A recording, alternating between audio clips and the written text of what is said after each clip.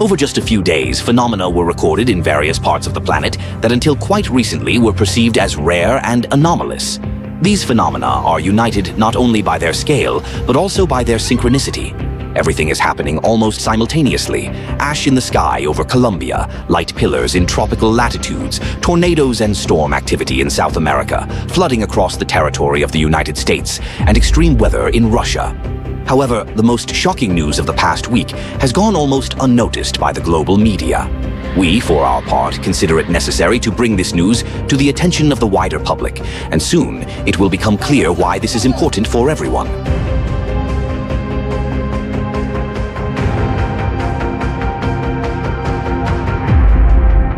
United States.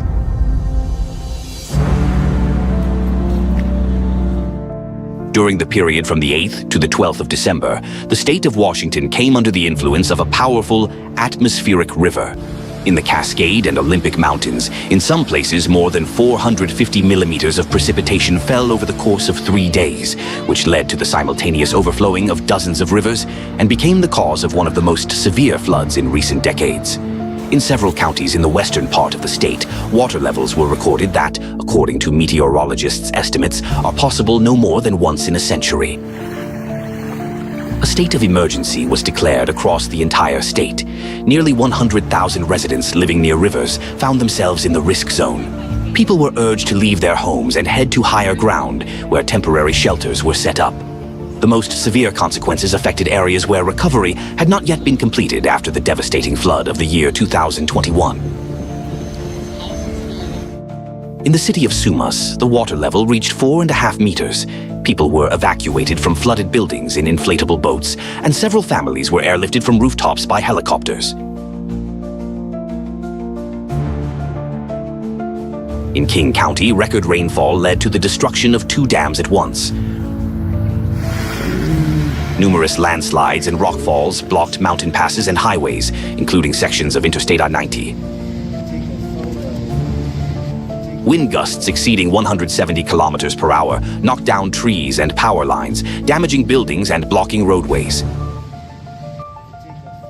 The National Guard was deployed to carry out rescue operations. Hundreds of service members went door to door in the most dangerous areas and helped residents evacuate. According to official information, the death of 1 person has been confirmed. A man drowned while attempting to drive along a flooded road. The atmospheric river also affected neighboring states. In Idaho, approximately 165 millimeters of precipitation were recorded in a single day, which led to flash flooding and required rescue operations. Raging waters in the northwestern part of Montana destroyed at least 4 bridges, flooded roads and homes near the city of Libby. State authorities declared a state of emergency in this area.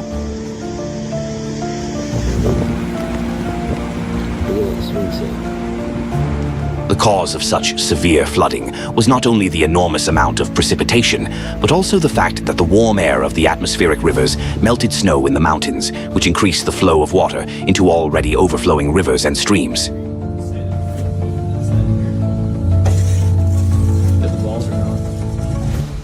Brazil.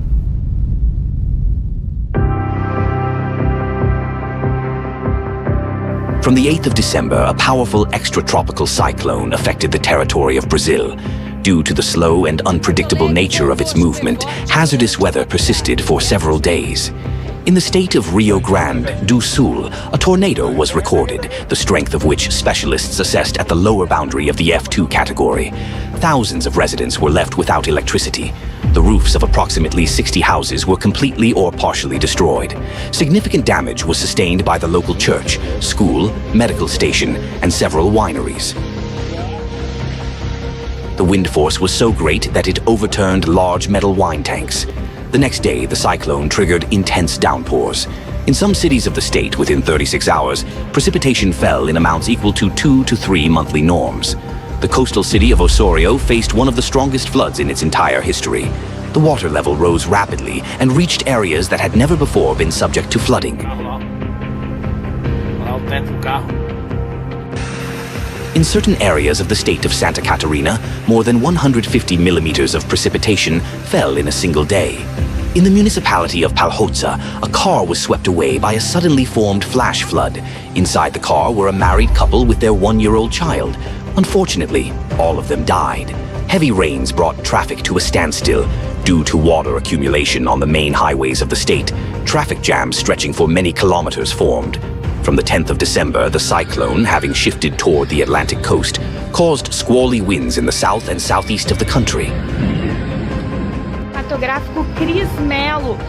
In 5 states, gusts exceeded 100 kilometers per hour.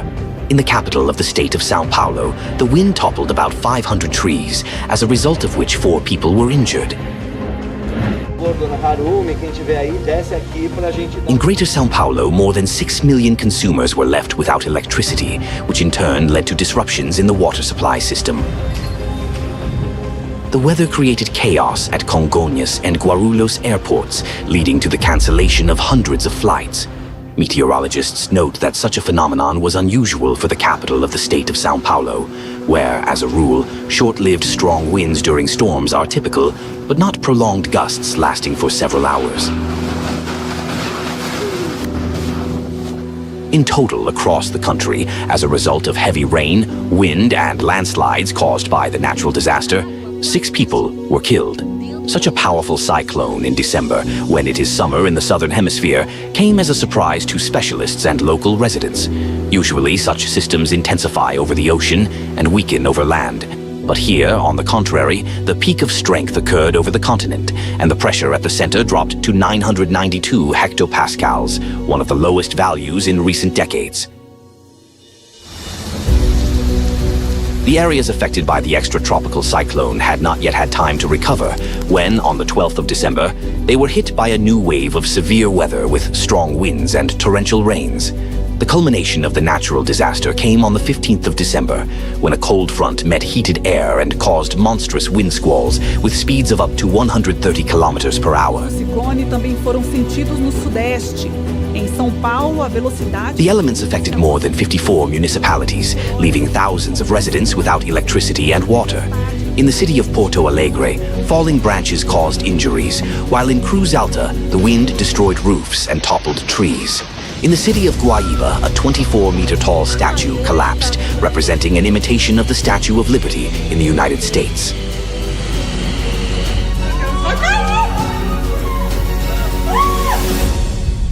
Colombia. On the 13th of December, the Puracé volcano in southwestern Colombia emitted a dense column of ash, continuing a period of sustained activity that has been observed for several weeks. The volcano is experiencing regular ash eruptions from 4 to 9 times per day, accompanied by intense degassing and seismicity associated with the movement of fluids within the volcanic edifice. Emissions of sulfur dioxide remain at a high level and are detected by satellites. On different days, the gas plume reached distances from 150 to 300 kilometers from the volcano. Residents of the village of Chapio and other settlements reported a sharp smell of sulfur. In the crater zone, an increase in temperature was recorded, which is associated with the release of hot gases. Geological service. We have the Puracé volcano. On the 29th of November, against the background of increased activity, the Colombian Geological Service changed the hazard level for Puracé from yellow to orange. Mainly peasant communities live near the volcano. After the alert was announced, preparations began for the evacuation of approximately 400 local residents. But the process is difficult. Many families do not want to leave their homes, fearing for their livestock, poultry, and crops, which are the basis of their livelihood. It is important to emphasize that since the year 1400, at least 51 eruptions have been documented at Puracé. The most significant of them occurred in March of the year 1977, and since the year 2021, a constant increase in volcanic activity has been recorded, especially this year.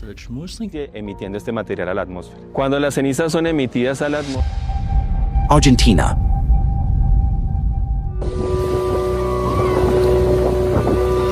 Two tornadoes struck the central part of Santa Fe province on the 11th of December. In the municipalities of Carcarañá and Cañada de Gómez, as a result of the natural disaster, roofs were torn off houses, trees were uprooted, and thousands of residents were left without electricity. The situation was aggravated by heavy rain and hail, desapareció. ¡Ay, ten cuidado! In Catamarca province, a powerful storm passed on the 14th of December. Severe weather in the form of strong wind and rain led to large-scale destruction at the site of the annual Christmas fair, Feria del Patio. Strong wind gusts tore off tarpaulins and overturned tents and structures. The stage, trade pavilions, and food trucks were damaged. Water damaged equipment and goods, and part of the area was flooded.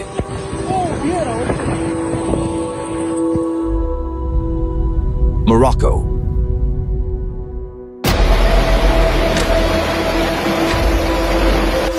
From the 13th of December, storm Emilia swept across the territory of Morocco, causing snowfall, powerful wind gusts, thunderstorms, and heavy rain.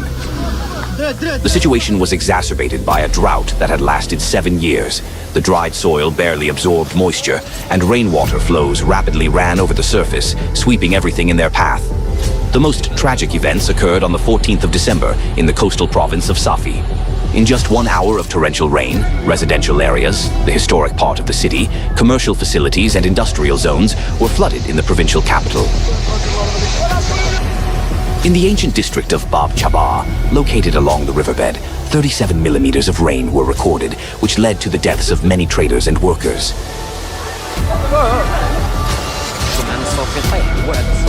The elements caused serious damage. Dozens of buildings and infrastructure facilities were damaged. Some residents were trapped in their homes and required urgent assistance. Dozens of people were affected by the disaster. Many suffered from hypothermia, and the death toll reached 41 people.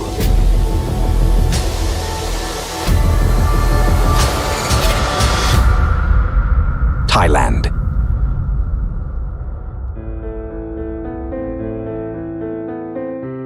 In Phuket province, on the evening of the 12th of December, an atmospheric phenomenon rare for tropical latitudes occurred: light pillars. Residents saw vertical beams of light in the sky, as if frozen in the air and directed high upward. A similar atmospheric phenomenon had already been recorded in the province in April of this year. As a rule, light pillars are observed in cold climatic zones, where ice crystals form in the near-surface layers of the air. By reflecting light, they create this optical effect. That is why the appearance of light pillars in tropical countries is considered an unprecedented phenomenon. More than 2 years ago, experts from the global research center ALLATRA warned about this, at first glance, beautiful but extremely alarming phenomenon. Unlike ordinary light pillars, what is being observed today is the result of the emergence of atypical magnetic anomalies, which provoke the formation, along the force lines of the Earth's magnetic field, of groups of bright light pillars, indicating its catastrophic weakening. Russia.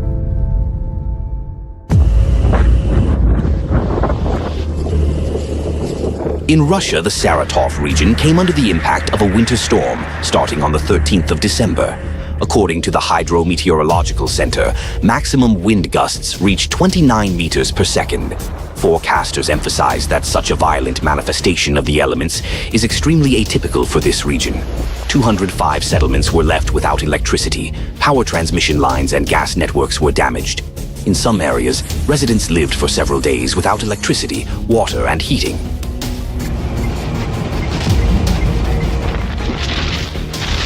In the city of Saratov, wind gusts reached 24 meters per second.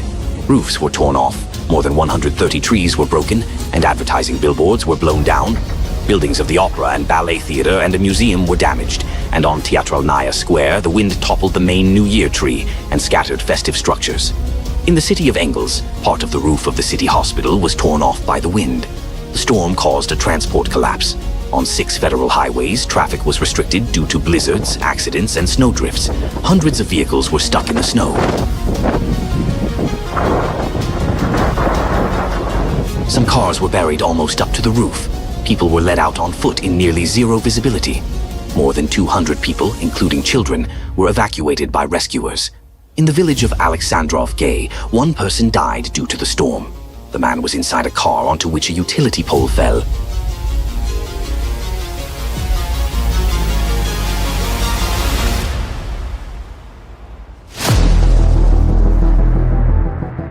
Those who observe climate change on the planet have noted that in the year 2025, natural disasters seem to have reached a new level. They have become more powerful, more large-scale, and almost continuous. People are forced to leave their homes 3 to 4 times a month. The elements relentlessly destroy housing and property, leaving no opportunity to recover or to comprehend what has happened. The most illustrative indicator of this new level of cataclysms has been a sharp increase in seismic activity. The Earth has entered a new phase. This year, we have witnessed a whole series of geodynamic records and anomalies. The most powerful earthquake in Myanmar, with a magnitude of 7.7, caused destruction and loss of life at a distance of 1,000 kilometers from the epicenter. In Russia, in Kamchatka, a mega-earthquake with a magnitude of 8.8 occurred, followed by a series of anomalous aftershocks that continue to this day. Recent earthquakes with a magnitude of 7, recorded recently in Canada, and 7.6 off the coast of Japan, with a time difference of less than 2 days, are also not a random coincidence. Experts explain them by the influence of deep geodynamic processes associated with the pressure of the Siberian plume on the Earth's crust. After a detailed analysis of the data, scientists from Alatra came to a disappointing conclusion. The possibility of safe degassing of the Siberian plume has been lost. Controlled degassing could have reduced pressure on the lithosphere, safely removed excess magma, and cooled the lower layers of the Earth's crust beneath Siberia, giving humanity time and a chance to focus on other escalating threats of planetary scale. Unfortunately, the global community ignored this proposed solution. As a result, the time required for preliminary monitoring, detailed exploration, and complex engineering preparation of this process was lost. And this is not about days or months, but about years. The current level of geodynamic activity shows that we no longer have this time, and an attempt to intervene in a few years may already trigger an explosive, catastrophic scenario. Scientists of Alatra do not give up and continue to believe that they will be able to find that very solution. After all, in the end, what else is worth fighting for if not for life itself?